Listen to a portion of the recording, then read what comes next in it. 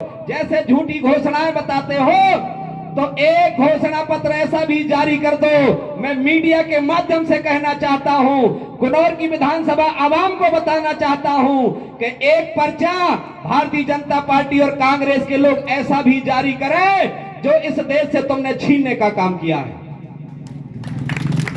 कौन सी चीज छीन लिया इन लोगों ने? आपके बाल बच्चों से शिक्षा छीनी जा रही है, आपके बाल बच्चों से शिक्षा छीनी जा रही है।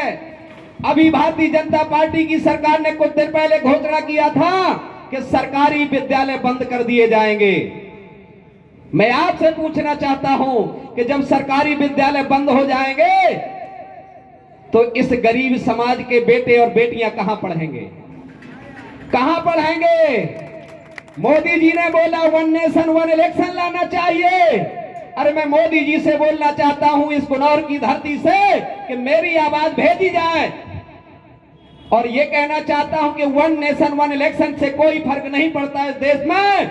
अगर देना चाहते हो तो 1 नेशन 1 एजुकेशन दे दो, 1 नेशन 1 एजुकेशन दे दो। जिस विद्यालय में कलेक्टर और एसडीएम का बेटा पढ़े, उसी विद्यालय में गरीब मजदूर का बेटा पढ़ना चाहिए।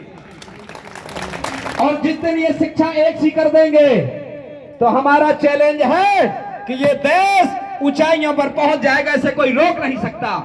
आज इन लोगों ने शिक्षा को रोजगार बना लिया है, शिक्षा का व्यवसायीकरण कर दिया है, निजीकरण लागू कर रहे हैं, आपकी नौकरियां छीनी जा रही। मेरे भाइयों, ये बताइए, जब सरकारी विद्यालय नहीं रहेंगे तो तुम्हारे बाल बच्चे कहां पढ़ेंगे?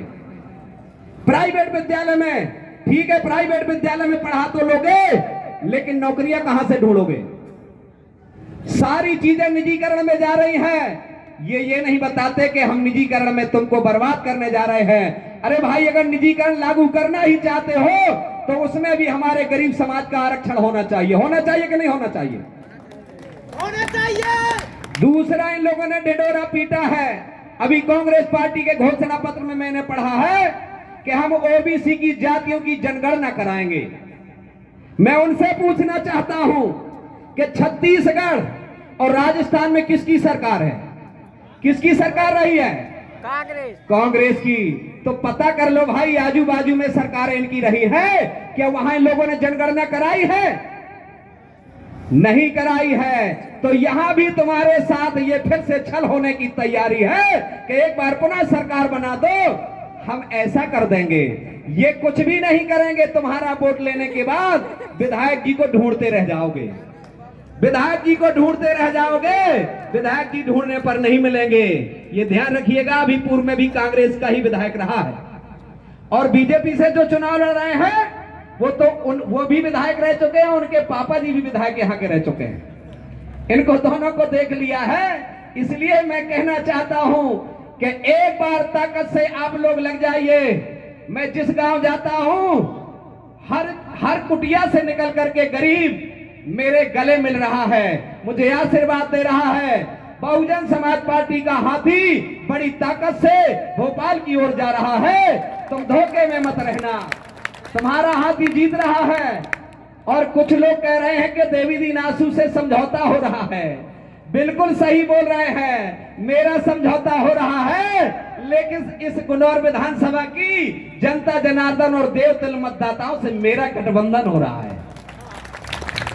इसलिए कि मैं जब गांव-गांव जाता हूं तो गरीब भी, अमीर भी, छोटा भी, बड़ा भी, किसी भी जाति धर्म का हो, बड़े प्यार से कहता है, आंसू भाई, हमें नेता नहीं बेटा चुनना है, और तुम हमारे बेटे जैसे लगते हो। इसलिए ये चुनावी नुक्कड़ सभा है।